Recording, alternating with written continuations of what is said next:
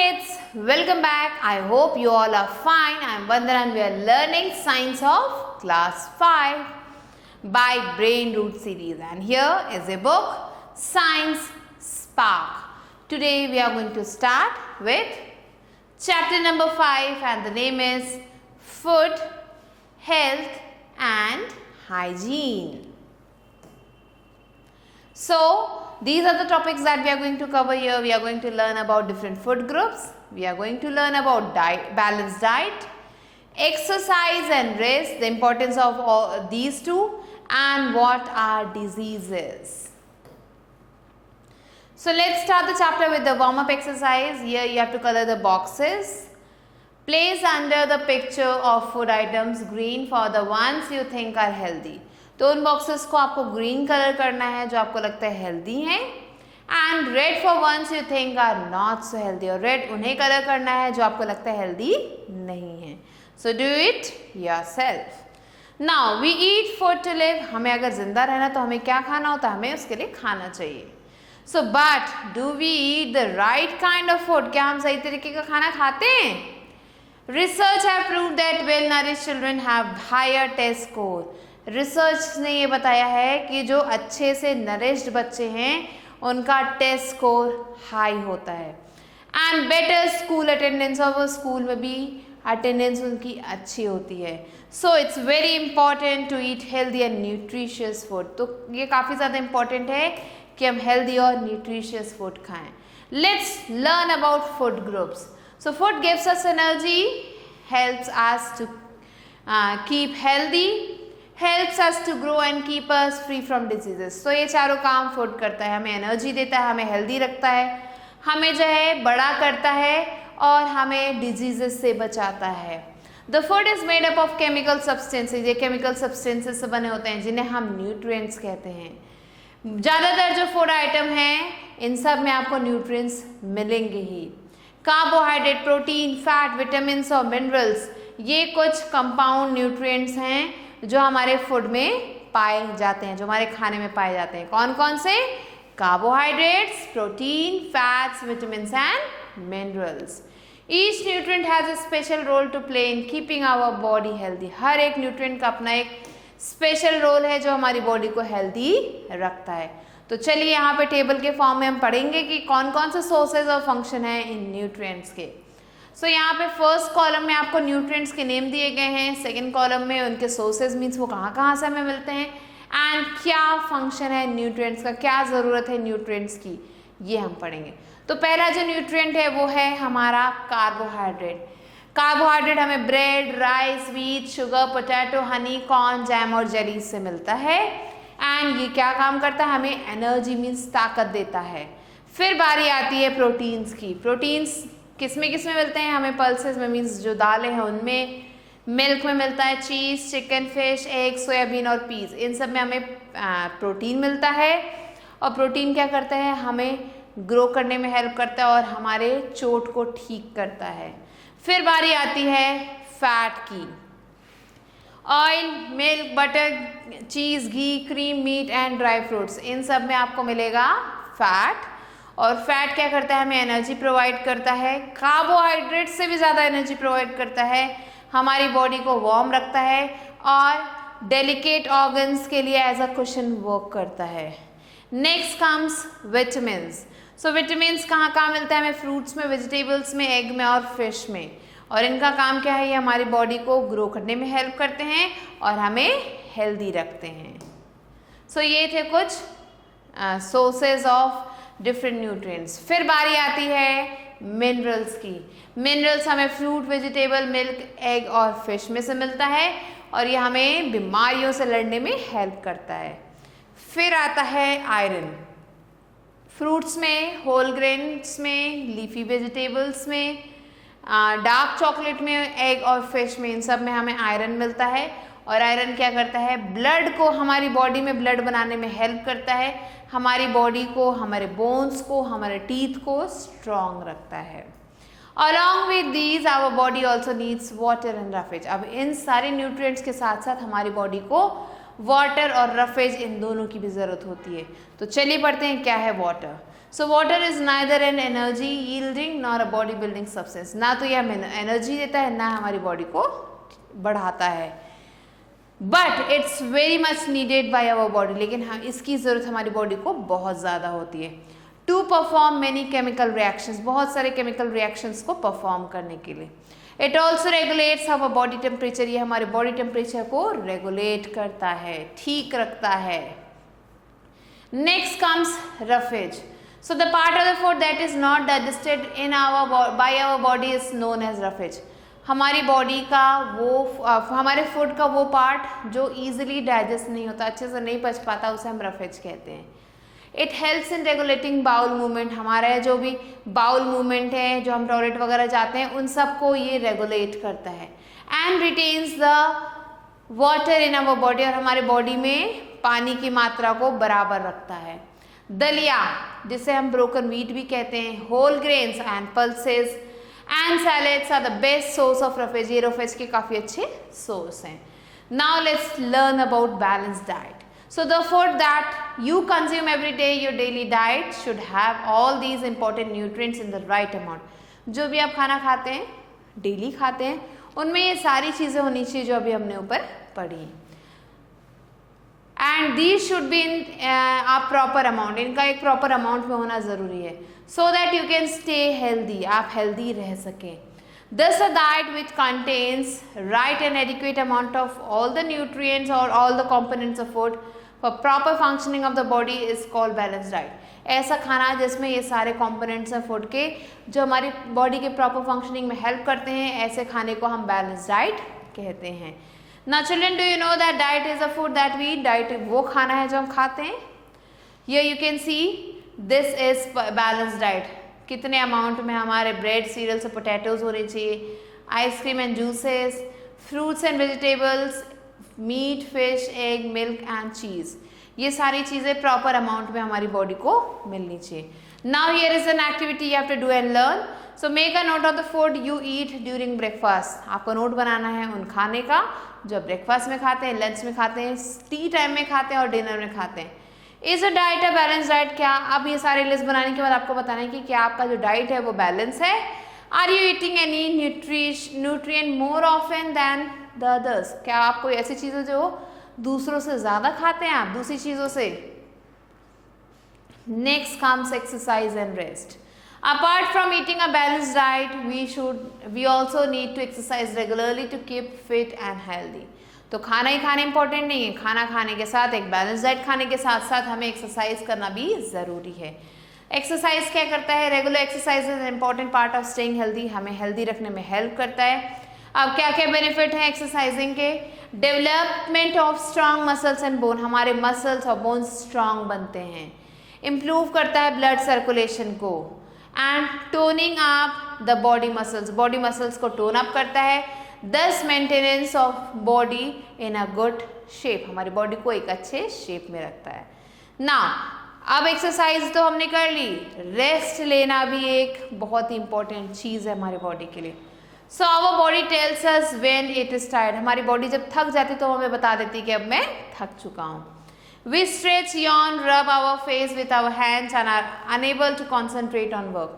हम क्या करते हैं? बॉडी को स्ट्रेच करते हैं, हम यॉन करने लगते हैं, हम अपनी फेस को और आँखों को रब करने लग जाते हैं और हम काम में कॉन्सेंट्रेट नहीं कर पाते।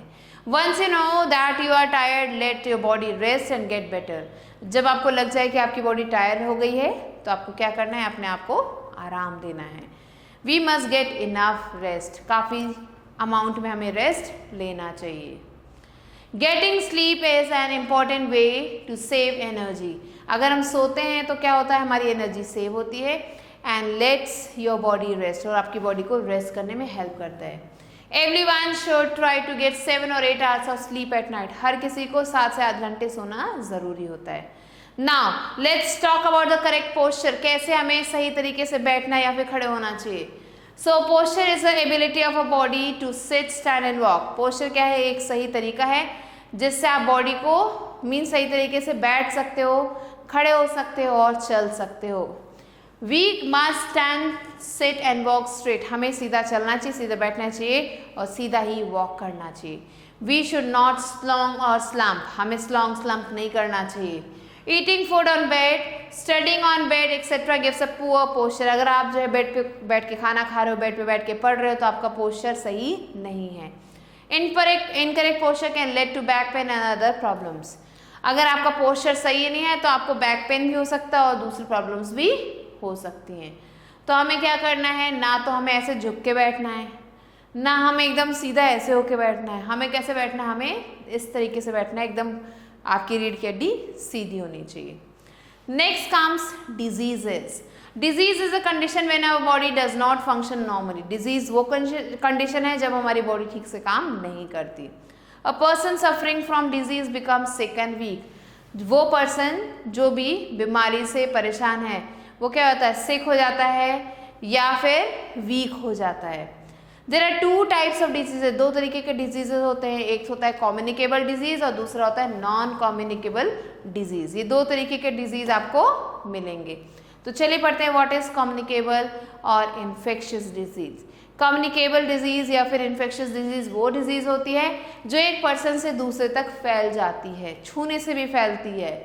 ये जो डिजीजेज है ये छोटे छोटे माइक्रो ऑर्गेनिजम्स की वजह से होते हैं जिन्हें हम जर्म्स कहते हैं. तो मान लो मैंने अगर अभी छींक दिया तो वो जो छींकने में जो जर्म्स निकले मेरी बॉडी से वो आपकी बॉडी तक जा सकते हैं. There are different kinds of germs. अलग अलग तरीके के जर्म्स होते हैं. These are as follows. पहला जो जर्म है वो है बैक्टीरिया. ये क्या करता है, जैसे कि टाइफॉइड, प्लेग, कॉलेरा और टीबी ऐसे इस तरीके की बीमारियों को पैदा करता है. फिर आते हैं virus. These cause disease such as polio, chicken pox, measles, mumps and common cold. Virus इन बीमारियों को पैदा करता है. प्रोटोजोआ क्या करता है, it causes diseases as malaria and amoebic dysentery.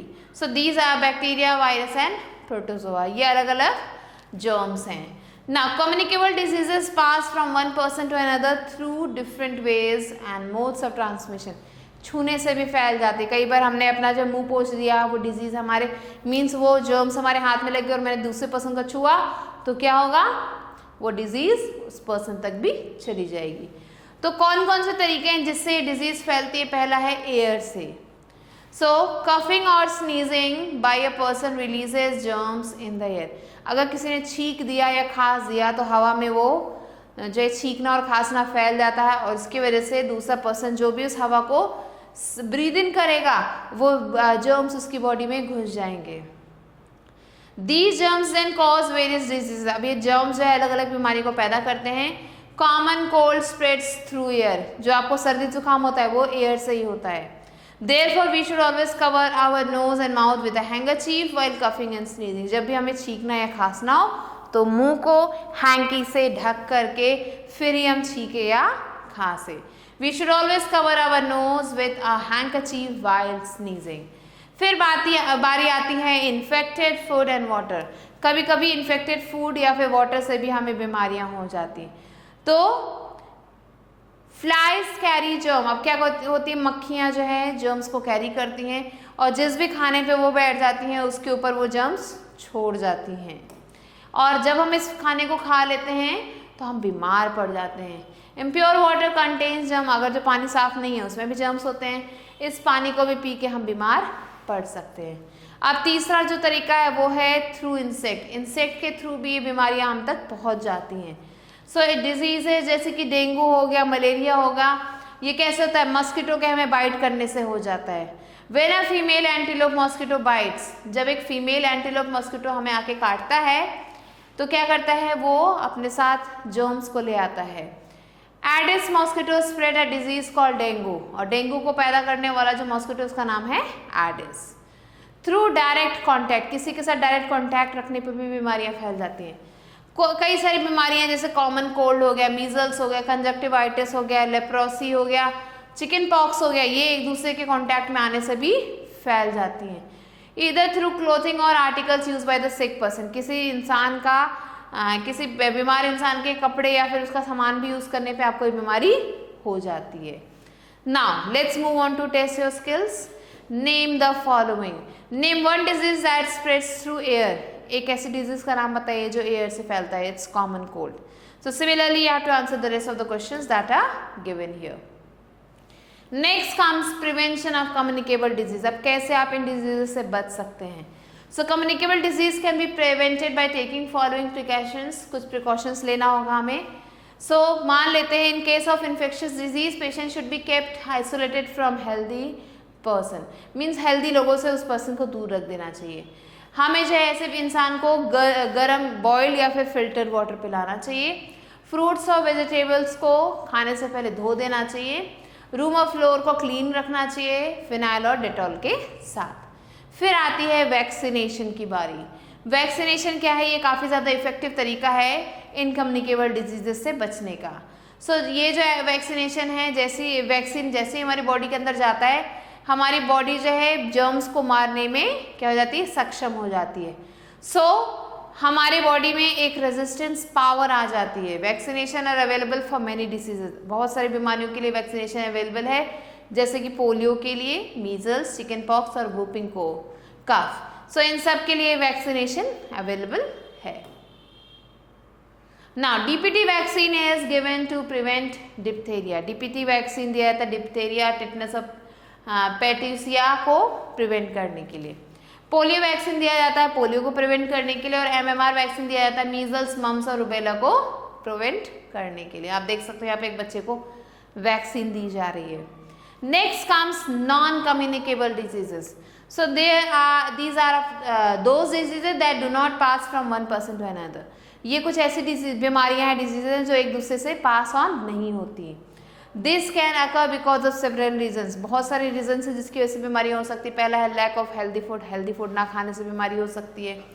Lack of और deficiency of nutrients like vitamins and minerals in the food cause diseases.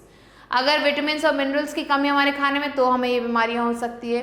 And ऐसे डिजीजेस को हम डिफिशियंसी डिजीज कहते हैं। किसी चीज़ की कमी की वजह से जो डिजीज होती है उसे डिफिशियंसी डिजीज कहते हैं।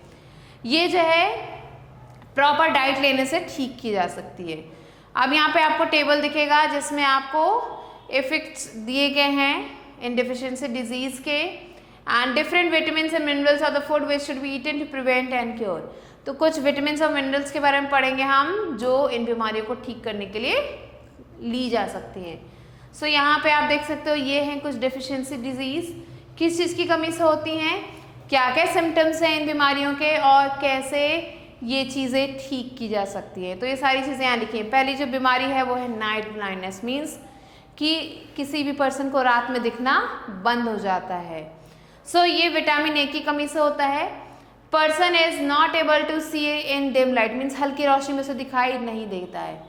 अब इसमें क्या खाना चाहिए? Leafy vegetable, carrot, papaya, milk, fish, egg yolk, ये सारी चीज़ें खानी चाहिए। फिर अगली जो बीमारी है वो है बेरी। ये विटामिन बी की कमी से होता है। पर्सन का जो मसल्स है वो वीक हो जाते हैं, नर्व्स में क्रैम्प आने लगते हैं, and feels tired very easily, काफ़ी जल्दी इंसान थक जाता है। Milk, peas, cereals and polish rice and green vegetables, ये चीज़ें खाने से बीमारी ठीक हो सकती है। फिर बारी आती है स्कर्वी की। ये विटामिन सी की कमी से होता है। इसमें आपको ब्लीडिंग गम्स, मीन्स दांतों में से हमेशा खून आना, एंड मसूड़ों में से हमेशा खून आना, एंड स्वेलिंग ऑफ जॉइंट्स आपके स्वेल हो जाते हैं।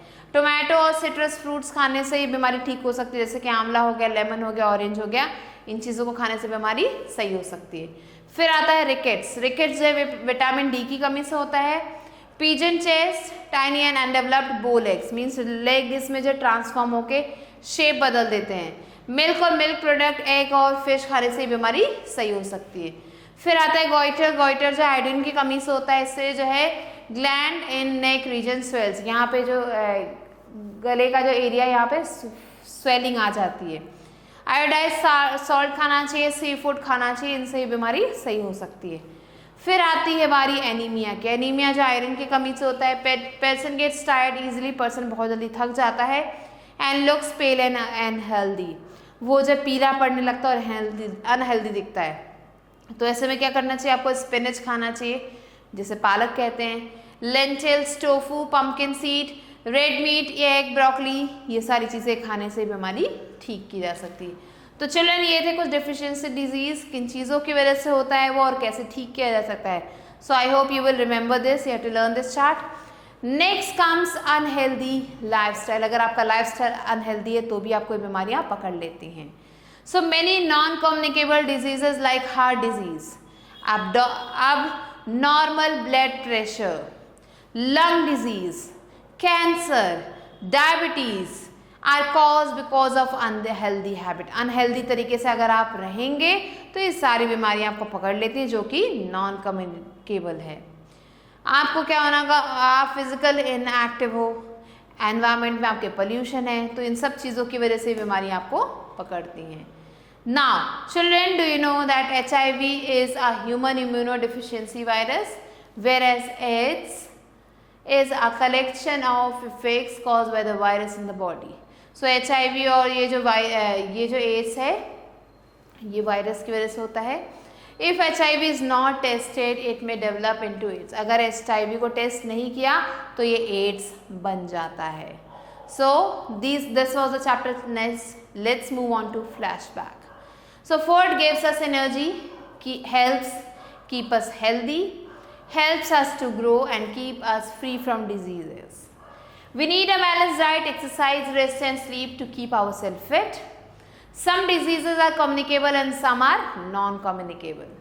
Non-communicable diseases are caused by lack of nutrients, unhealthy lifestyle, allergies or air related और आर बर्थ रिलेटेड। ये जो नॉन कम्युनिकेबल डिजीज है बर्थ से भी ये होते हैं। Communicable diseases are cause by diseases producing microbes called germs. ये जो कम्युनिकेबल डिजीजेज हैं ये माइक्रोब्स होते हैं जिनमें जर्म्स होते हैं। Now let's move on to new words. So here the first word is balanced diet. So a diet that contains adequate amount of different components of food that helps of food for the healthy functioning of the body is called balanced diet. Non-communicable diseases are diseases that do not spread from one person to another. Communicable diseases are diseases that spread from one person to another. Vaccination is the act of injecting vaccine to protect against diseases. So these were the new words. Now let's move on to book exercise. And here A exercises, take the correct option. The deficiency of vitamin C causes, vitamin C की कमी से कौन सी बीमारी होती है? So it is scurvy. Next, deficiency of this diet causes goiter. Goiter होता है because of the deficiency of calcium, iron, iodine or phosphorus. So it is iodine. So do the rest as your homework. Now children, let's move on to B part, which is fill in the blanks. Here the first one is a balanced diet, is a diet that includes all the nutrients and minerals help to fight diseases. So do the rest of the questions as your homework. Now let's move on to true or false. All the people need the same diet. क्या सब हर किसी को same diet चाहिए होता है? No, it's false. Bread and cereals are rich in carbohydrates. So yes, this is true. Now let's move on to D part, which is answer the following question. Define a balanced diet. So the answer is adequate amount of different components of food that is needed for healthy functioning of the body is called balanced diet. Now the next one is what is vaccination? Act of injecting vaccine to prevent a disease is called vaccination. So do the rest of the three questions as your homework. Read the book again. And children, I will be meeting you soon with a new video. Till then, stay tuned and thanks for watching.